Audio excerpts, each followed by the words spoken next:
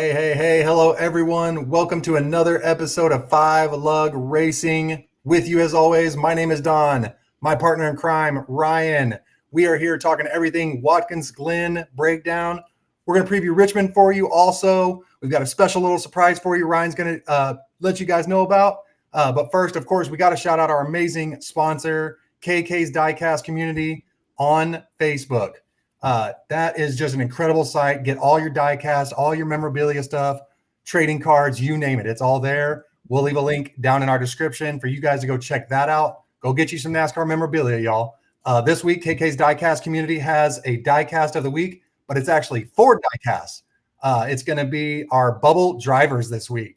So everybody that's trying to get in the playoffs or stay in the playoffs, your Kyle Bushes, your Ty Gibbs, Tyler Reddicks, Alex Bowmans, they're all in there. Get on Facebook, go check it out. It's a silent auction. You can go make a bid, have a chance to win awesome diecast. Ryan, we're breaking down Watkins Glen. We're previewing Richmond. Let's talk about it, bud. Yeah, I am so stoked for today's show. Obviously, Watkins Glen was a really fun road race. It always is. And Richmond's looking to be a great trip to a short track. But before we get into it too deep, I want to welcome a return guest to the show, a person who is getting to pilot the 45 truck for NIECE Motorsports after a shift change, we could call it. Bayley Currey, welcome back to 5 Lug Racing. How you doing? I'm great, man. Happy to be on. Happy y'all invited me back. Yeah, you're fresh off of the shop, prepping your truck for this weekend.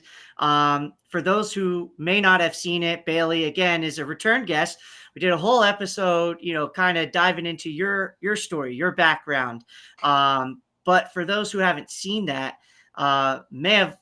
people may not know you are in the shop turning the wrenches on these things. So how's the truck looking for this weekend? Man, it's looking really good. It looks really good. It's a brand new piece. Super excited about it. It's one of the first few. We've been building some short track trucks, and Phil thinks we got this one just right. He's really happy with how it came out. Just even down to the finishing touches this evening. We were there kind of late, but got her in the box, and it's looking really good. Beautiful. We love to hear it. So Bayley, you've been in the 44 truck a handful of times this season. And I have to say, I mean, from an outsider's perspective, you absolutely crushed it in your opportunities, my man. Let's do a quick review. Bristol, you were in the top 5 majority of the evening. Unfortunately, had a mechanical issue with the drive shaft. That kind of ruined the finish, but you were there. The people knew you were there. Ton of pace. Rockingham, you started 6th, again had pace, but an accident. You rebound, still finished 20th, 5 laps down. I mean, Rockingham ended up being like a wreck fest for you guys. It was a wild event, but I mean, still rebounded to a 20th, with damage. That's impressive. Texas, your home state, you get an 8th place finish. Nashville, your last time in the truck, if I'm not mistaken, you started 6th, so you qualify strong, and then you finished 9th. So when you have had your opportunities, you certainly have made the most of them.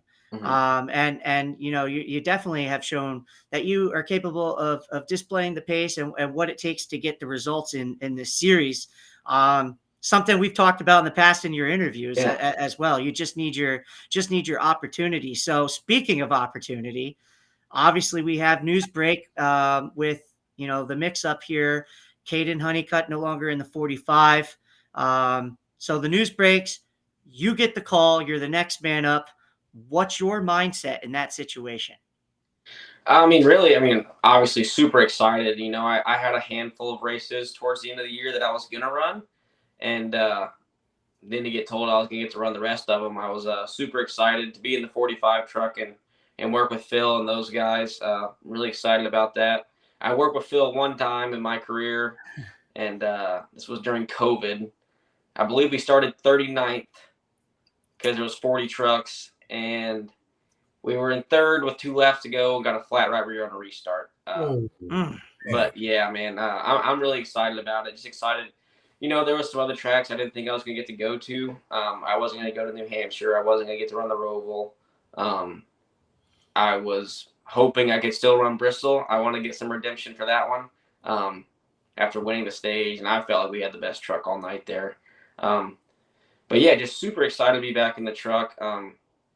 There was a time like during that middle of the year set like stretch, I wasn't in the truck. I was at the racetrack, but Right. wasn't getting to drive. Luckily, the guys at NIECE, they've been putting me in their dirt late model some, so I've been getting to get behind the wheel and go race. But super excited to be back in the truck series. Excited to go to Richmond. Especially, we got DQS Solutions and Staffing and JF Electric on the truck, Precision Vehicle Logistics. Everyone that has got behind me and picked me to be the guy to jump in that truck, I'm super excited about it.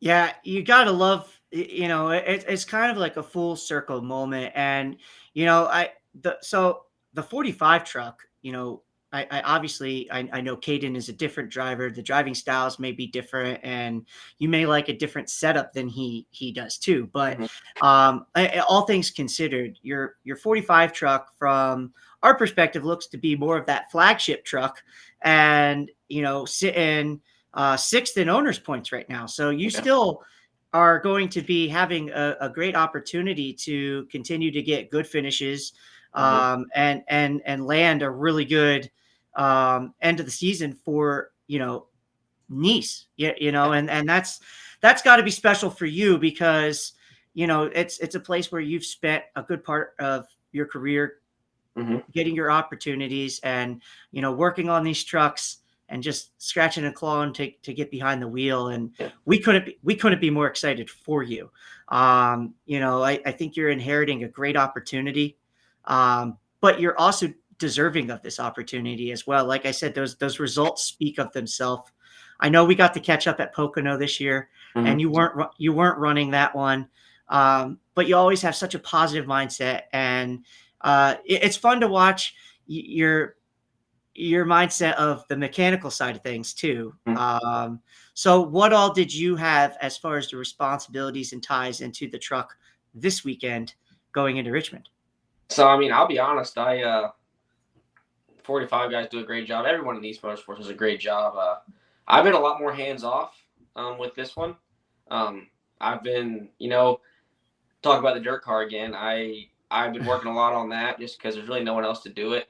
And kind of clears my head, just go over there, be in my own world. I got my speaker over there. I'm listening to my music, working on the car, getting it torn apart. We got to go through and clean it. We're going to run some more races here towards the end of the year.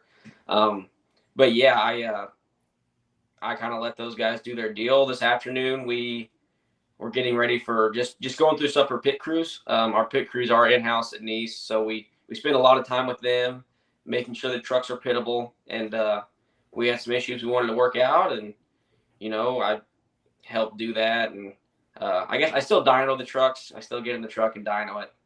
Good on. Which is fun. It's just something I get to get in the truck, feel it, know exactly where everything is. I can set my dash panel exactly how I want it. Get in there, set my mirrors, do everything. So, like I said, a lot more hands off, but I think part of that's good. I went through a time where I feel like I was too into it. You know what I mean? Where I'm like overthinking the things on the truck, and then I go on the racetrack and I'm thinking about this, but I should just be thinking about just drive the truck. That's what I got to do. I just got to go drive the truck. And been doing that a lot more this year, and I think it's been working. Results have been pretty good. There's been some that should be better results. Rockingham mentioned that one. That one definitely comes to mind. I felt like we had a great truck at Rockingham. I didn't even run the test, and we went out there and qualified 6th. I was pretty excited about that one. Get taken out early kind of sucked. Bristol, another one. We won that stage. I was in 3rd, just kind of chilling. I was like, I'll let these guys get the lap traffic. I have newer tires. I'll pass them in. There you go. Drive shaft snaps in half. So right. It's just, I don't know. Hopefully my bad luck can be gone. I'm about sick and tired of this bad luck. We had some things go our way this year, which has been nice. It's something new for me. Yeah, just I still like to be there at the shop. So if they need anything, hey Bailey, can you come do this? Hey Bailey, can you look at this? Can you sit in the truck, do this, that? I want to be there for the team, but I don't want to be smothering them and overthinking things. That's my biggest thing is I would overthink stuff but try to do a lot less of that. Yeah. That analysis paralysis can be dangerous. I totally feel you on that. One of the things that fans might not realize is how much of the mental aspect of the sport of auto racing actually takes a toll on the performer, the athlete. If you can't get the mental part figured out, forget the physical part, right? I mean, you made a perfect example of getting overthinking and getting in your own head, but then you're able to bring it back. Let me just do my job. Let me just race the race truck, right? I love that. I got 2 questions for you real quick. One, what kind of music are you listening to when you're working on the race truck? That's your therapy session. And then 2, do you have a track? I know you mentioned the Redemption at Bristol. Do you have a track that you're looking forward to hitting the rest of the season? So I guess I'll answer the first one. A lot of Alice in Chains here as of late. It's Alice in Chains, different grunge stuff. But I mean, I'll listen to the thing is working in a race shop, I can't just be blaring rap over there. No one else in the race shop wants to hear that. It's mixed company. I mean, I can remember back in the day, I'd come home from high school and go work on my late model down in our shop behind the house. My dad wasn't home yet, so I could play it as loud as I want, listen to whatever I wanted. So I definitely do listen to that. But as of late, a lot of Alice in Chains. It just gets me pumped up. And then as far as tracks, Bristol's definitely one. Talladega's one. Which is crazy, man, because I used to hate plate racing, but I don't know if I like to think I've gotten pretty decent at it. So that's one that I like. I mean, at Daytona this year, we were leading with 2 to go. Kind of had no help, had no Chevy teammates up there, so it was hard to hold it. But there's that one, and then New Hampshire, just being a newer track for the Truck Series and one that I have laps at because I raced Xfinity there. We had actually finished 10th there with Johnny Davis one year. So I like that track. It's another one of those ones where you can kind of move around and find your lane. If your truck's not doing exactly what you want, you can go use the banking up top or split the apron down low or do those kind of things to just make it work for you. Then Darlington, everyone loves Darlington. I didn't get to run Homestead this year, so at least I get my chance to run up on the fence somewhere. There you go. Right. I love it. Right. I do recall Homestead being one of your favorites, so unfortunate you didn't get to do it. But yeah, you get to run the fence at Darlington, and that's a special place too. I mean, you got a great, great variable of tracks that you get to dice it up at, at the stretch here. So we got eight races left really, and this is the last race before the playoffs. Now, I'm not 100% certain on how this all works with the mix-up, and I know you've been in the seat here and there. If you were able to park it at Richmond P1, are you eligible for the playoffs? I'm not. I've missed too many races. That's what I thought. I don't think I could get a waiver for that many, but Owners Championship is definitely on the table. That's our goal, is to go win the Owners Championship in this 45 truck, bring home a championship trophy. Unfortunately, the driver part of it, I'm out on that. But super excited to fight for the championship with this team on the owner side. Awesome. Yeah. I mean, and just an incredible opportunity. I mean, the 45 truck has had a tremendous amount of pace all season, pretty much anywhere you've gone. Of course, you got others in the field like that 11 truck that seem to just, I know that's got to be where everybody's target is aiming. When you get off the back, a handful of them, Lane Riggs has also had a tremendous amount of pace. There's just like a good handful of you guys, the 11, the 38, the 34, the 45, I've seen, constantly having that speed. So to know that you're going to be in that mix, these last 8, it's got to be a great feeling for you. And you get, again, a tremendous opportunity to continue and, develop your craft and show everybody why you deserve to be behind the seat. Which obviously, you getting that call they believed in you too, because they could have gone other options as well. Right. No, yeah, for sure. I'm definitely excited about it. Everyone talks about the 11. I think he's beatable. We went to Bristol, and I think I don't. You think had their number. Anybody can. I'm telling you, man. Stage 2 of that race, our truck come alive, and I don't think anybody could hold a candle to us in that one. Unfortunate the way it went the way it did.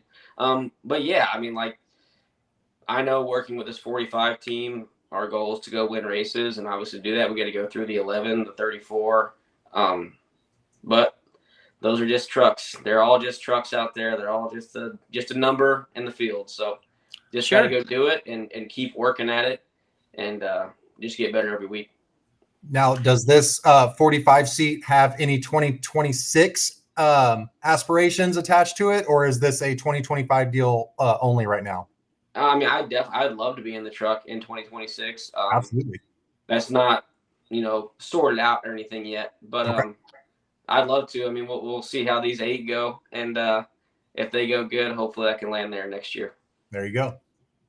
I just wanted to mention one other thing. You had another seat change at NIECE Motorsports this week. You welcome Andres Perez into the family. How's that been, getting him accustomed and ready to run the 44 this weekend?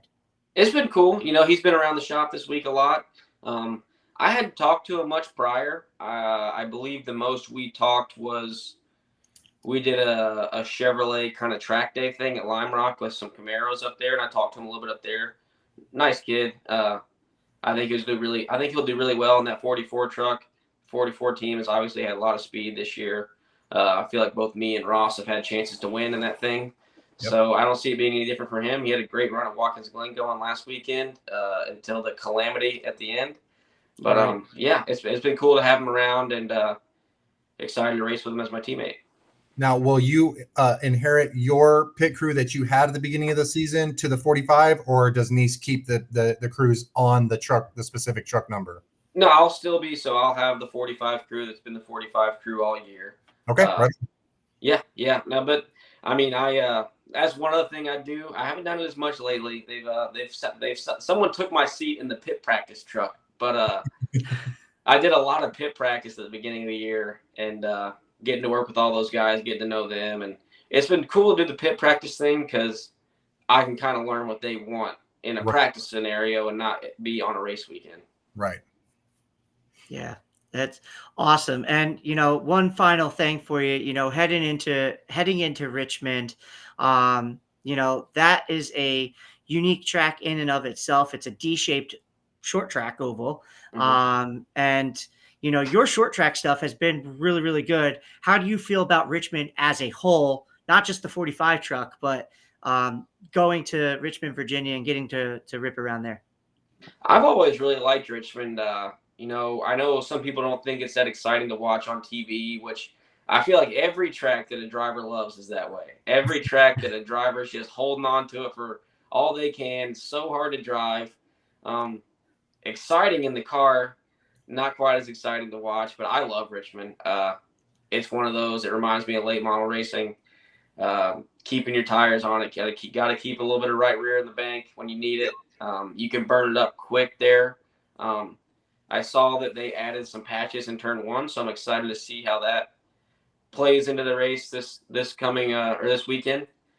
I think that it's going to be really bottom dominant, whereas before I felt like you could kind of move around a little bit. I used to run my right front right along that seam in the second groove, and I always had good success doing that. But we'll see if that still comes into play or if it's going to be locked down on the bottom, which usually what that means is people are getting knocked out of the way. So maybe it'll be a little bit more exciting this time. So I love Richmond, though. It's another one of those that it's been cool about the truck schedule. We've had a lot of close to home races, so it's another one of those that's been that we'll drive up to, head up there tomorrow, and then be in the racetrack Friday. But I love Richmond. It's one of those that has always been on the top of my list. Xfinity. I ran a cup race there one time. Wow. Yeah, I like it a lot. That's awesome. Now, I know that y'all at NIECE are big into iRacing, and you have on, was it Mondays? You have a big Monday. Yeah. So, was Richmond the track of choice this weekend, or what? What was? No, what did we run this week? We ran super late models at New Hampshire. 100 lapper, one set of tires laying, and I tried to play some strategy, and it did not work out in my favor. I think I still finished 6th, but yeah, I love getting on there just because it's all the guys from the shop and even some other guys like Corey Heim actually races in there with us. We got a couple other guys running in there, and it's fun. It's good.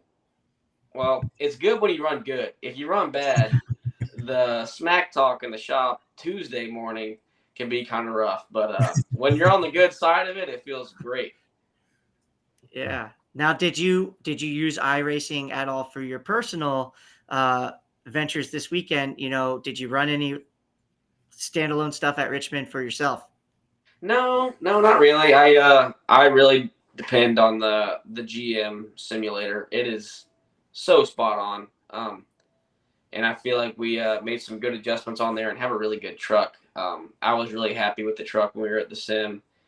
But yeah, the iRacing thing, it's very close. But whenever I've depended on it, I find myself getting into bad habits on the racetrack. But I still enjoy the heck out of it. But I usually what I do if I'm getting on iRacing just by myself to, just mess around, I'm running dirt midgets at Eldora or something like that, or I'm running something stupid like street stocks at the Chili Bowl track or something just something off the wall. I really enjoy that. I enjoy running the IndyCar stuff on there. If I go to find a nice road course or the IndyCar race, that's a lot of fun. But yeah, I try to just have more fun on there. When I start putting a bunch of pressure on it, it kind of takes some of the fun out of it. It reminds me of during COVID running those NASCAR races on there. Man, that felt like a job to do that. Yeah, I do remember that. That was a unique year to say the least. It was. Crazy as it is, it's been 5 years since that. That is kind of crazy to think about. Yeah. Well, I know we're cutting it close on time, and I can't thank you enough for coming on here this evening to chat with us, especially coming straight from the shop to home to 5 Lug Racing show. Yeah. So thank you so much, Bayley. We wish you absolutely all the best, not only this weekend, but the remainder of the season. And I know you're going to go out there and crush it. So just, go do your thing and let them know. Let them know Bayley Currey's in the house. That's the plan. Yeah, thanks, brother. We really appreciate it. Have a great evening. Best of luck this weekend. Absolutely. Y'all as well. See you. Appreciate you, Bayley. Take care. Thank you. All right, Don. Well, there it is. Bayley Currey. Yeah. What a awesome breath of fresh air he is every time he's on. And again, can't be more excited though for Bayley and his opportunity that he has. And I know I said it to him. We've said it off air, but it is really, truly deserved. If you look at what he's been able to do in the truck when he's had the opportunities, especially this year. I mean, they've had incredible pace in that 44 every time he was in it. So, yeah, looking forward to seeing that transition to 4.5 for him. Absolutely. I have got that 45 truck circled on my, my watch list on Friday. I can't wait to watch him get after it, man. It's going to be a ton of fun. All that being said, we do got to break down a little bit of Watkins Glen. Kind of an SVG Connor Zilisch party, if you will. Of course, we've got all the updates from Connor Zilisch. If you're watching our episode now, you've probably seen and heard some of the updates. Connor falling off of his car in victory lane. Super scary situation, Ryan. It's one that I can't even, when it comes up on social media, I've got to just scroll past it because I can't watch Connor take that fall. I think I've seen it 3 times total. And I can't see it anymore, man. It was so scary. I'm glad he's okay. Broken collarbone, and I believe Tuesday he had his surgery to get that plate in or screws in. Both, plate and screws. Yep. You got the SVG. If I remember correctly, you sent me something on SVG having the same thing happen to him. So just glad that Connor's going to be okay. Once again, he gets a week off. To recover. Now, I don't know what that means as far as moving forward to the following week and Xfinity Series. We'll keep everybody up to date on our social medias with Connor's recovery process. But man, what a scary thing. Have you ever seen anything like that, Ryan? Never. And I don't know if we ever will again. That was just such a freak accident. You go out there, you win a race, you just want to celebrate. And I mean, 9.9 times out of 10, that's a flawless celebration. The way he stands up on his car. And Right. I just, wow. I mean, and like you said, scary stuff. My heart sank, for all the things, first and foremost, making sure he was okay. Right. And then you think about his team just watched that happen to him, Yep. and the effect that could have on them.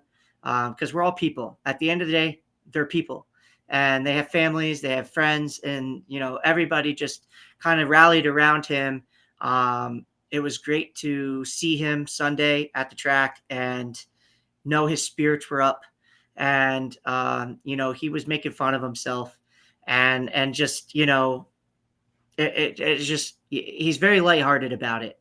And that's all you can do is, be lighthearted about it and move on from it and start the recovery process, which unfortunately he needed a little bit of surgery. But if he is going to drive this year, that surgery has to happen. So, because the way that those belts come over you and Shane, his track house teammate, had said that was the worst part for him, was when they fasten those belts, because they're so tight to hold you in place that there's going to be a little bit of pressure there. But, once you get in the groove of things in the car, that kind of all subsides.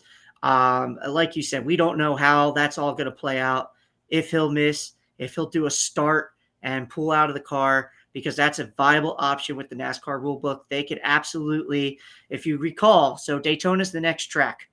They don't practice there. They qualify. So he needs to go qualify his car, which he could easily strap in and do. And, Easily. well, yeah, I mean, there's nobody else out on the track but him. Right. So if he's up to it, he could go in and qualify his car. Right. Then he needs to start and run one lap, come down pit road. They could do a driver swap and keep him safe, because we know Daytona can be a wreck fest. Right. There's no reason for him to get caught up in that business. Connor's already gotten caught up in a 2.5 mile wreck at Talladega this year. So yeah, it would definitely, if he can't go the full distance, they're definitely going to pull him as soon as that gets started. Yep. And then, the way that the Xfinity schedule sets up, right after Daytona, we go into his wheelhouse, which is Portland. Yep. A race he's very capable of winning. Yep. And then Gateway, and then playoffs. So we'll see how this kind of transcends for him. We wish him a speedy recovery. If he needs time out of the car, clearly he'll get a waiver. He'll be ready for the playoffs. But I mean, right now, he's the points leader, folks. We've never seen this before. We've never seen a points leader having to be potentially missing races because of a fluke incident like this. It didn't even happen on track, but it's still racing that it involved in. NASCAR absolutely is going to give him a waiver if he has to miss. So absolutely. And it's deserved too, because you come off of a freak fall like that. And there's something else I want to elaborate on that, but real quick on the waiver. Connor probably will get his waiver. I don't think there's anything to worry about there. No. If he even needs one, like we said, he can start and get out of the truck. So he won't even need the waiver if that takes place. I want to talk about the online aspect of Connor Zilisch's fall, and then some of the feedback that we saw on social media. We saw people saying things like, they don't need to be celebrating on the front straightaway. They need to just be celebrating in the victory. Guys, this was a freak accident. All right, let's break it all the way down. Connor wasn't even celebrating when he got hurt. Okay, he put his foot up on the top of the car to get his picture, right? He puts both feet back on the door. So he's not celebrating right here. He's actually looking down at his feet, trying to make sure he's got his footing so he can step off of the car. And it still got caught in the net and sent him top end over. It was a freak accident, guys. We've got to chill on the overreactions, because NASCAR announced they're not going to. NASCAR immediately came out and said, we're not changing anything. There's nothing that needs to be changed. Good, because nothing needs to change. It was a freak accident. Okay. We've never seen anything like that before. We've seen Brad Keselowski cut his hand on broken glass during his celebration, his championship celebration. Again, are we going to not allow drinks in victory lane now? You know what I mean? Yeah. Like, that's kind of the silliness that I'm getting at here. It was a freak accident. Connor's going to be okay, and we can move on from it. Nothing needs to change. There was no amount of celebrating that Connor did incorrectly that caused this injury. Right. And speaking of celebrating, Shane Van Gisbergen celebrated his 4th win of the season on Sunday. Broke a record doing it. He had the greatest margin of victory in the NASCAR Cup Series at Watkins Glen with over 11 seconds. Also, in the modern era of NASCAR, no rookie has ever won 4 races. 4. And I don't think he's done yet. We have another road course on the schedule, and who knows how these playoffs shake out. I know that there is so much flack because part of what we do, we unfortunately have to be the guys that read the comment sections. My goodness. In these NASCAR groups. And I mean, the stuff we see in there is insane. And it can get exhausting at times. Yeah. And I'm kind of sad that we're in that position of where we have to read the comment section, but it could be both entertaining and it could both be infuriating and it could both be and exhausting. Because, you know, we seen it be talked about from different perspectives from within the sport. And it's a very good topic. And I'm going to credit Kevin Harvick for saying it the other day, but it's something you and I had talked about as well, is why aren't these types of achievements celebrated more by our fan base?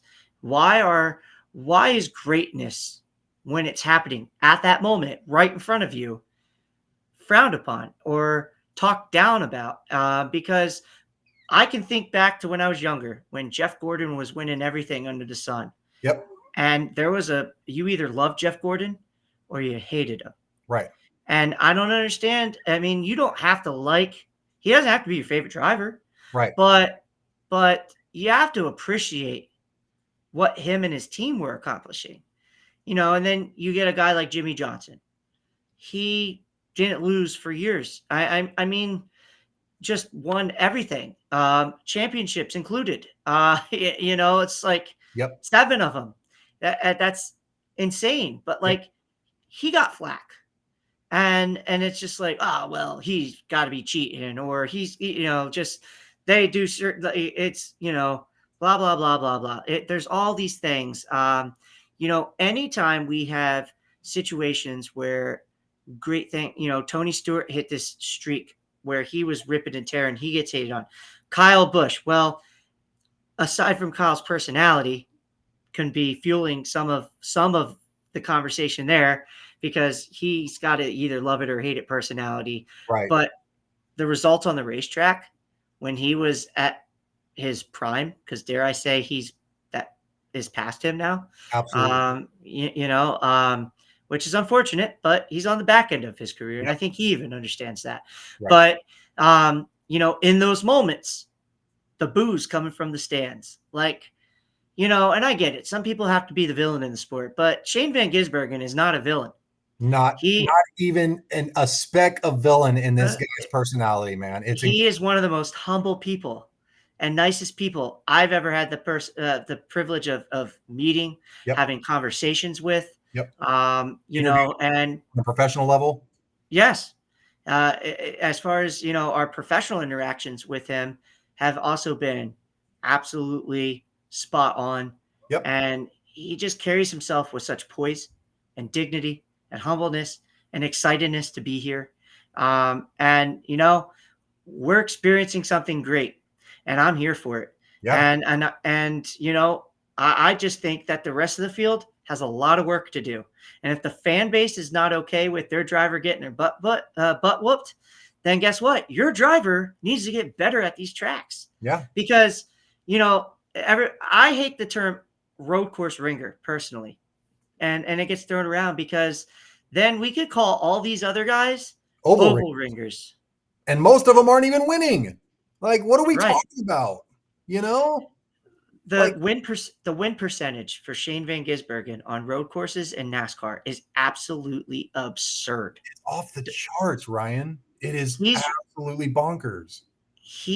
he is doing something that may never be seen again in this sport.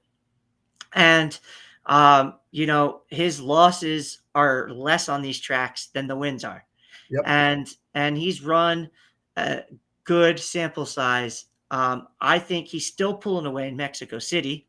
You know, it's you brought up a valid point, Don. If we didn't have stage breaks at these road courses, who knows what type of gap he would be putting on the field. It wouldn't even be. It's not fair right now. But let's rewind to 2023 when they explored COTA without stage breaks. I was there at that race live, and that was a blast. NASCAR, if anybody from NASCAR sees this, please, if you give us any relief from the stage breaks, do it at the road courses again, because that race played out phenomenally. Yes, there were a few overtimes. Tyler Reddick gets the win, but the race overall, without calling a caution and racking everybody back up every 30 laps, that was beautiful. And I hope somebody from NASCAR sees this. I hope that we get some of that back, because that was an incredible race day. I was so glad I was there for it. But if Shane Van Gisbergen gets a race where he doesn't have to stop and he's just doing his thing, he's going to lap the whole field. He's going to lap the whole field, and there's nothing anybody can do about it. All you can do is just wave as he goes by. That's all you can do. I mean, I watched I was at the track Sunday. So being at track and being where I am at the track in the pits, you don't get to see everything at a road course. Right. Okay. You just don't, whether you're in the pits or in those grandstands, you're not seeing it all. And I know that there's TV up there, monitors, and I'm watching monitors from within pit stalls as well. But going back and actually coming home and sitting and watching his in-car camera and how he sets up and makes these passes, it's a work of art. And, you know, these cars can't be cheated up. So, you know, it's not your old school NASCAR where, you know, these crew chiefs are out there finding ways to get you 4 extra tenths, you know, here or whatever. And what he's doing, the cheat code is in his footwork, and he's shifting. And that's not cheat code. That's called skill. Talent. Okay. And talent. And I'm sorry, you know, we want to talk about him being a road course ringer. Well, then I'll just call everybody else in the Cup Series an oval ringer. Yep. And those oval ringers don't have the win percentages on ovals that he does on road courses. So come at me, bring it, because I'm sorry. And guess what? Denny Hamlin said it best the other week. You win 5%. We're in a losing sport, right? You win 5% of the time, you're a Hall of Famer. Right. His win percentage on a road course is like in the 80% right now. Yep. And let's talk about wins for Cup drivers real quick. I've looked this up before. NASCAR Cup drivers, Shane Van Gisbergen has 5 Cup wins. Okay. That's more than 97% of anybody that's ever raced Cup ever. Ever, y'all. He's in the top 3% of wins in the NASCAR Cup Series. I don't know what more y'all want. The guy, he's getting better at ovals. It's not going to happen overnight. So we can just cut that argument out of the conversation. And you know what? We could talk about SVG probably for 10 hours straight, to be honest, with how how magnifying and polarizing this character is. We need to be grateful as NASCAR fans to have somebody like Shane Van Gisbergen fly halfway across the world to come race in our series. I'm just going to leave it at that. Absolutely. And then with that, you know, we go into Richmond, because let's go to Richmond. We've got 2 races left until the playoffs. Yep. Just 2, a short track and a super speedway. Polar opposites the next 2 weeks. Richmond, we're bringing no option tires, kind of. So the tire package that they're bringing here, I'm really interested to see. The right sides are going to be what would be considered the red side, the red tires that they were running here last year. And of those option sets, the ones that have tremendous amount of fall off compared to the others. Right. The left will be those yellow tires that they had, like the harder almost. the harder. And I don't know if they're doing that so they can avoid flat issues, or whatever may be the case. I would just prefer, we've said it pre-show, just give them all reds the entire weekend Give and them let them some have at it. tires and let them get after it, man. Last Give 'em year's some show, they put on such an incredible show last year that we didn't even get to talk about on our breakdown, because on the last lap of the race, certain things played out with Austin Dillon, Joey Logano, and Denny Hamlin.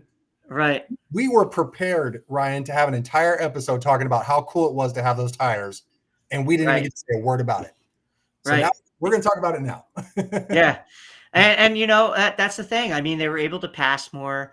The tires had more degradation than than you've seen at Richmond in the past. And Richmond, if nobody's ever been there and nobody's ever seen that track surface, it's really sandy, really gritty. I think that it can chew up the tire a little bit, and especially if you bring a softer tire, and that changes everything. And it changes into how they're going to race this race. And I think that tires, you're always going to see probably at least the right sides be changed, because you're going to have to. So when they pit, they're going to have to at least take 2 tires. And most of the time, if you're a driver, you're going to say, give me 4, because you're going to want the gas too. If you're going to get a full tank of gas, you might as well take 4 tires. And get all the fresh rubber you can. Yeah, exactly. Especially on a road course. On a course like Richmond. With that grit and sandiness of the track, you want that grip. So you get that comfortability in your handling. I think we're in for an exciting race, and we're under the lights Saturday night, so it's a short week, and that also brings excitement. I love night racing. I think it's really best. Yeah, it's a fun change of pace, and the next 2 weeks, 3 really, we get night races. So, but it's going to be really, really fun to see how it all plays out. I'm looking forward to it. I hope there's not as much drama at the end of this race as there was last year. Hurry. Yes, they did. But I'm looking forward to it. We go into Richmond with the odds-on favorite being some of the guys from the Joe Gibbs Racing shop. And, not for nothing, if you talk about Joe Gibbs Racing in 2025, their strong suit has been short tracks and road courses. Yep. They've struggled a little bit here and there with their intermediate stuff, and they're very inconsistent there. But we go to a Joe Gibbs Racing playground. Yep. And that's what I've called it last year, and I'm going to still call it that this year. It's a track that they're going to be set up for success at and have good finishes. Denny Hamlin is plus 400, and Christopher Bell, his teammate, right behind him at plus 450 as the hands-down favorites. Next in line is plus 750. So there's a little bit of gap there to Kyle Larson. And then his Hendrick Motorsports teammate, plus 850 right behind him at William Byron. Joey Logano, somebody we saw have some unfortunate issues last year at the very last lap, is plus 900. Ryan Blaney, plus 11. Let's not forget the last time we were there, Joey Logano made some questionable decisions on his end on pit road after that race. And I know he was mad, but it was the same thing we talked about with Bayley. Half of this sport is mental. And Joey let the mental side get away from him a little bit there, put other people in a really dangerous position. Back to your odds, bud. Sure, no problem. I think I just mentioned Ryan Blaney, his teammate right behind him, Chase Briscoe in another JGR car. I want to point something out. In the last 10 races, the most points scored has been by that 19 team and Chase Briscoe. They have been getting it done on the track. And it's been impressive to watch because it's kind of like that maturation of and gelling all coming together. Chase Briscoe's a young in the younger stages of his career. Absolutely. Getting a big opportunity with Joe Gibbs Racing this year. And it's taken a little bit of time, but him and James Small are clicking and they're getting the results done. They have a win to show for it at Pocono. This is a track that the driver that was in the seat last year ran well here. Martin Truex Jr. did. So I expect to see Briscoe up front. We know he qualifies well. Be interesting to see if he can get another pole. But will the things I'm most excited about with the Chase Briscoe story this year, ever since it was leaked last year and everybody knew that Chase was going to JGR before the season was over. But what's been cool about Chase Briscoe and that 19 team is they didn't rush. They let it all come to them, right? And then we saw the product of that at Pocono International Raceway, of that patience pay off. Perfect game plan, a little hiccup on the pit stop where they didn't get quite enough fuel, ended up being enough at the end of the day, but it was a scary moment for that team for sure. You talk about putting it all together and then you make one little mistake that could have cost you that race, but it didn't. So they get their win. They're trending in the right way. They're starting to peak at a very, very crucial time in the season too. So that 19 team, y'all keep an eye on it in the playoffs. Yeah, absolutely. And then, we come to the driver averages, which the top two in the driver averages in the last handful of races here, it's the top two in those favorites from Vegas, Denny Hamlin and Christopher Bell. And Denny Hamlin has an average finish of 5th here in the last 6 races. Christopher Bell, 7.3. They best the field with those averages. Kyle Larson right behind him. Again, somebody that was right there in the top 3 of Vegas favorites. Boom, right there on the average finish. Yep. And then Josh Berry has had some runs here in the Cup Series. He has an average finish of 9th in 3 races. Kind of impressive. Chase Elliott, 9.2. Joey Logano, 9.2. Kyle Busch, 11.2. Kyle Busch so desperately needs it. And if they're going to get it done, you got to feel like it could come here or Daytona. Obviously, it comes down to these two, but there are 2 tracks that favor him. And RCR brought in an incredibly fast 3-car here last year. Let's be honest, Austin Dillon did shenanigans to win this race, but he had the pace the entire night. Yeah, so, yeah, he really did. And then Brad Keselowski, another one. He's in the top. He's 9th in the last 10 races of most points scored. He's really brought his standings up, and where he was abysmal start to the season to just a little too late. They need a win.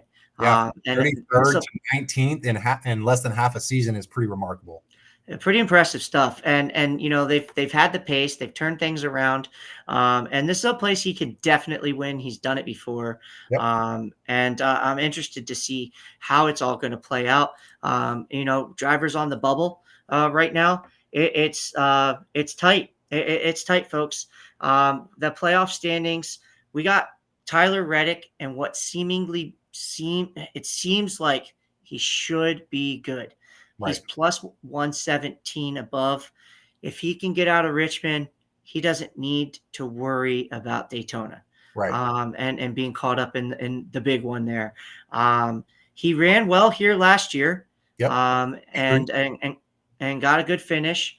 And who knows, that had that wreck at the end played out a little differently, he might have won the thing, but it's just all about how he missed that. But he still, regardless of that wreck, changing the running order, had a solid car, top 6 easy.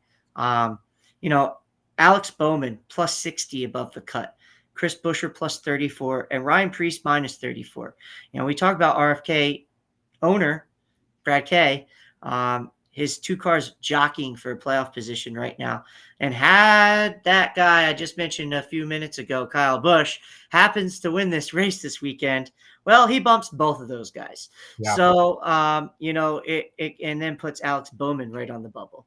So it gets quite interesting. Really the only one I see pointing their way in right now is Ryan Preece, minus 34. Minus 102, Kyle Busch. Sorry, you're going to have to win. Yeah, the rest of wins.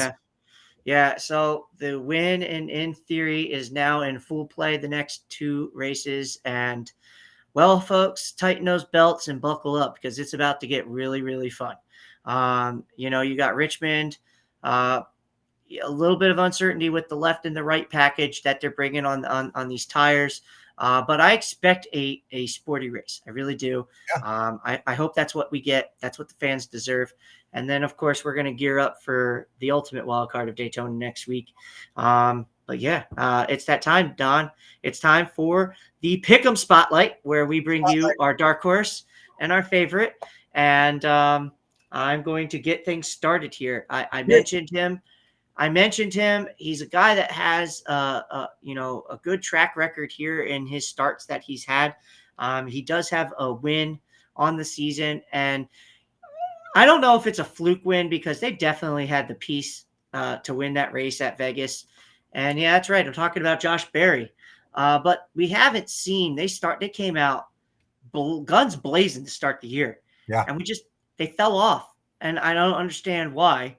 But hopefully they figure it out because the playoffs are 2 weeks away and they're in them. But a win this weekend could kind of cure all that and get the ship aimed the right direction for the playoffs and give them more playoff points too that are very coveted. I love Josh Berry, who is considered a short track ace. He loves Richmond. Give me Josh Berry this weekend as my dark horse. I absolutely love the Josh Berry pick. I think it's safe to say that Josh Berry, after his win, fell back into the zone of where Wood Brothers kind of races throughout the season, right? I mean, yes, they had a magical Las Vegas race. The car was beautifully set up. Josh Berry went out there and put in work, got the W, but then quickly it seemed like the rest of the season, the Wood Brothers kind of fell back into where the Wood Brothers usually find themselves, and that's around the 20th place range. Not a knock on the Wood Brothers, not a knock on Josh Berry. It's just what it is. Those are facts. I love the pick because Josh Berry is more than capable of going out here and winning this race. I'm going to speak on RFK for a second as I do my dark horse pick, and my dark horse does come from the RFK garage. Now, what's really intriguing about the RFK garage is Chris Buescher, Brad Keselowski, and Ryan Preece have all, I mean, Brad more here recently, but all been hovering around that cutoff line. Brad's needed a win way more than Preece and Buescher. Well, let's just call it what it is there. But what's weird about RFK is if one of these guys wins, and I'm talking about Preece and Brad, it's going to push Chris out of the playoffs. Like that, Right. that whole list drops as soon as somebody comes up into it. So they're in one of like the craziest scenarios I've seen. If Preece wins, not only does that hurt Brad, it hurts Chris. If Chris wins, that hurts Brad and it hurts Preece. So it's a conundrum. They are just bad position. Now, their season has dictated this to happen to them as the regular season comes to a close. They have not had a perfect season by any means. They have struggled a lot with penalties and violations and you name it. All that being said, Brad Keselowski, I think he can get out there, get her done. He loves this track. He loves short track racing. It's set up for him to Cinderella story his way into the playoffs, which sounds weird for Brad Keselowski standings. But I think what Brad does as an owner is he ends up knocking out two of his cars from the playoff contention. Unless one of them can get Daytona next week, anything is possible. Preece is very capable of going out there and winning Daytona next weekend. But we're just going to have to see how it plays out. But there's going to be a couple disappointed teams in the RFK camp here in about 10 days. I can guarantee it. Yeah. And, not just that, but I mean, they could, if he doesn't win and none of them do, and we do have another winner, they're all bumped. It's just wild times we're living in. Time for the favorites. All right. And my favorite is somebody who has kind of seemingly shot himself in the foot here in years past with pit road penalties or something of the sorts, but they've also shown the incredible pace it takes to get the job done here. And the team as a whole is excellent on the short tracks as well as the road courses. That's right. I'm talking about a Joe Gibbs Racing driver, and it is Christopher Bell. Right. Bell hit that midseason lull that, I feel like they'll get it ramped up for the playoffs. He actually had a really good finish at Watkins Glen. Yep. Nobody's talking about it, but he quietly finishes second. It's again, we talked about road courses being a strong suit for them, but they desperately needed a good finish. It just hasn't been after coming out rattling off 3 wins. It's been quiet. And I expect Bell to make some noise this weekend. I think the 20 car is going to have a lot of pace to contend for a win. So I'm going with the 20 team. Absolutely love the pick. Of course, Joe Gibbs Racing is phenomenal at short tracks. I expect nothing less than the 11, 19, and 20. Sorry, Ty Gibbs fans, but I don't see him being in the top 5, top 10 much this weekend. It is what it is. He'll get there. He'll make his way up there. But those 3 cars from JGR for sure are going to have something to say about the win here Saturday night. Love the pick, Ryan, as always. Let's see. What do we got here? Chevy dominates last year. Ford and Toyota get crashed so that Chevy can win. I might have to go with Chevy this time around. Let's play the momentum a little bit. Chevy was dominant, had the dominant piece last year. I expect a lot of the Chevy teams to take some notes from that 3 camp and utilize it this weekend. Of course, the tire packages being different, that's going to throw a little wrench in it, but that's always fun. I love stuff like that. I'm going to circle back to a guy that's had a rough couple of months, to say the nicest way possible, ever since his Charlotte 600 and his Indy 500 opportunity back in May. And yeah, you figured it out. It's young money Kyle Larson. He got a couple top 5s in the last 3 weeks just to completely fall apart at Watkins Glen and have brake issues right off the jump. I mean, I can't imagine what it's like being a Larson fan right now. It is just hot or cold with that guy. He's still a champion. He still goes out there and wins races for you guys. So, it's got to be a fun thing to be a Larson fan. But as far as Richmond goes, he loves short tracks. He knows how to get it done. And let's see that 5 in victory lane here at the end of Saturday night. I can't argue against that. This sets up perfectly for a Kyle Larson dominant performance. There's a place that he absolutely has dominated in that 5 car, in recent years. And I expect that car to have plenty of speed this weekend. It's just a matter of, can they put the whole race together? They certainly had a fast car this past weekend at Watkins Glen. Yep. They did get the fastest lap of the race. Yep. But those brake issues, no good. You need brakes at a road course. You need brakes. Helpful. You need them at every track, but I mean, you really need them at a road course. Absolutely. Yeah, Don, love the pick. Can't argue against it. I'm looking forward to seeing how it all shakes out. Absolutely, bud. For everybody that's made it to the end of the episode with us, thank you guys so much. Make sure you drop your likes and your comments and your shares, all that good stuff. Thank you so much for your support. Without you guys, we can't do what we do, and we appreciate every single aspect of it. Buckle up, y'all. We got 2 races left. All right. We're down to 2. We got a short track. We've got Daytona. I don't know what's going on with the balloons on my screen, but we'll let it go. But yeah, thank you guys, everybody, for being with us here on the 5 Lug Racing Show, and we'll catch you guys on the next one. Y'all take care.